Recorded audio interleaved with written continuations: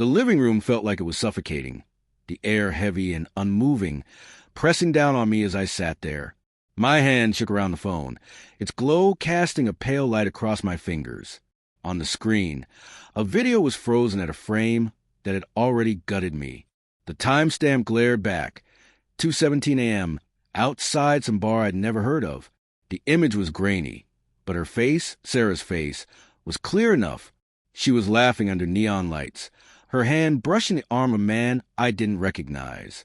I stayed frozen on the couch, the leather creaking beneath my weight, the saw from the fridge in the kitchen sounding louder than usual in the silence. My heartbeat thudded like a drum, too loud, too fast, as I waited for the sound of her key in the door. It came. The lock clicked.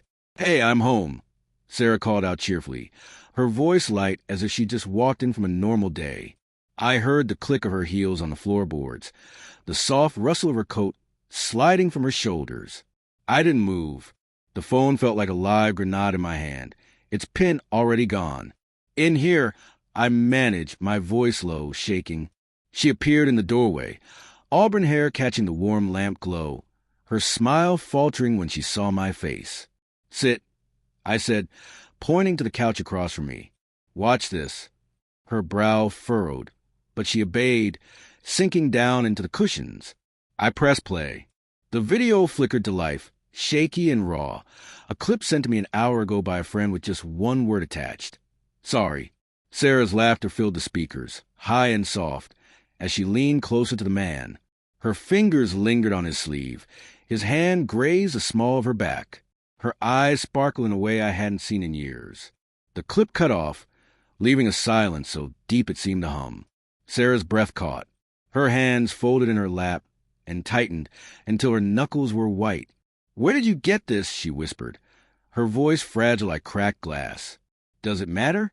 I said, leaning forward, my elbows pressing into my knees. Her perfume, jasmine, hung in the air, but tonight it smelled sharp and bitter. "Who is he, Sarah?" She didn't answer at first. Her gaze darted to the floor, then toward the window where streetlight stripes painted her face. "It's not what it looks like," she said finally, the words practiced careful. It was just a moment, a stupid, meaningless moment. I wanted to believe her. God, I wanted to. 12 years of marriage. Sunday mornings with coffee and crosswords, her head on my chest during late-night movies, her off-key humming in the shower. All of it stood between me and the video. But this wasn't the first crack. There had been late nights. Her phone always face down, a new passcode she didn't share. Small things you dismiss until you can't anymore. "Tell me," I said, my voice breaking. "Tell me everything." She swallowed hard. "His name's Ethan. He's just a co-worker. We were out with the team, celebrating. I had too much to drink.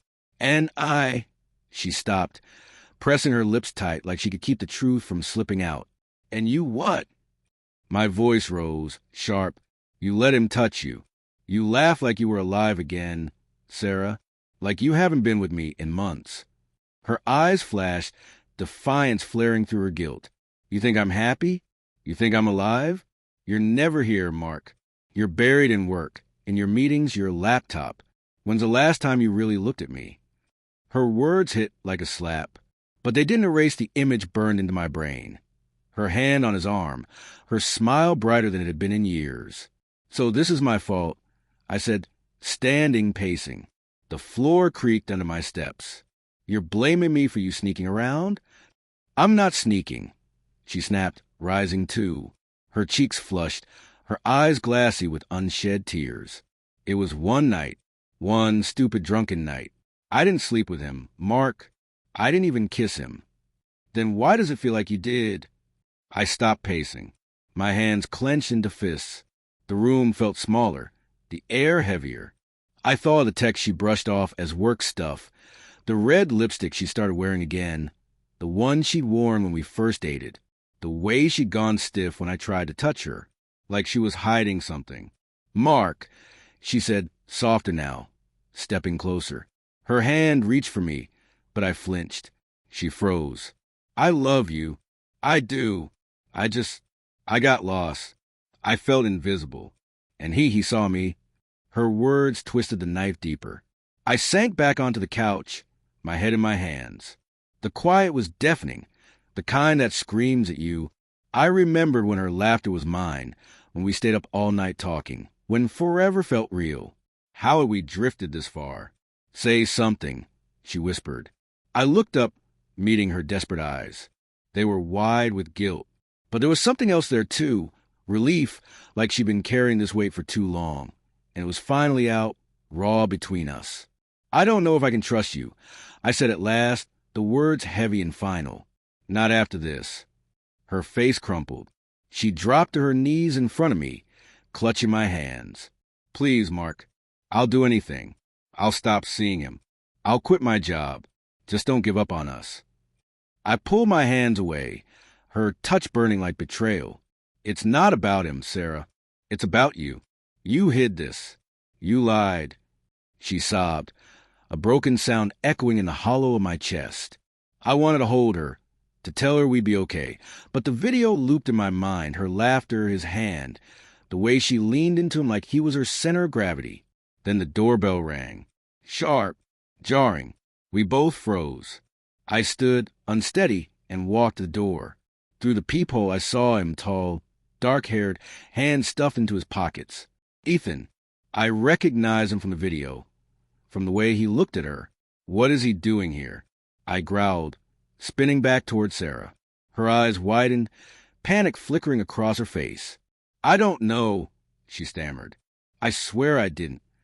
I yanked the door open before she could finish.